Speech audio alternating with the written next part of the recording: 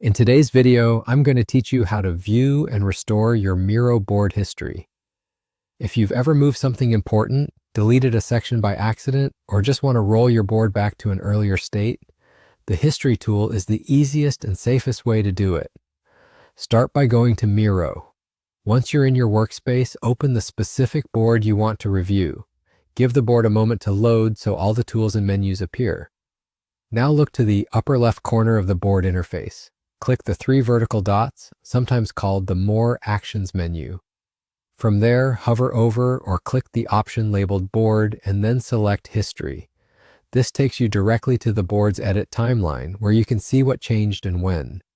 In the History view, you'll see entries organized by time. Each entry represents a snapshot of the board at a specific moment. Scroll through the list to review past edits and get a sense of when the version you want existed. Pay attention to the timestamps, especially if you know roughly when the change happened. This can save you a lot of time. When you find the moment you want to return to, click the restore icon next to that entry. Miro will confirm the action and then apply that version to your board. Depending on the size of your board, this might take a few seconds. Once it's done, your board will reflect the content and layout from that earlier point. A quick tip about restores: bringing back a previous version affects the entire board, not just a single frame or object. If you've made important updates since that time, restoring will replace them with the chosen version. If you're collaborating with others, it's a good idea to let your team know you're rolling back so everyone stays aligned. And don't worry, restoring doesn't erase the timeline. You can open history again and move to a different point if needed.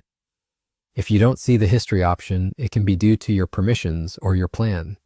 In that case, check with your workspace owner or admin to ensure you have access to board history on that board. And that's it.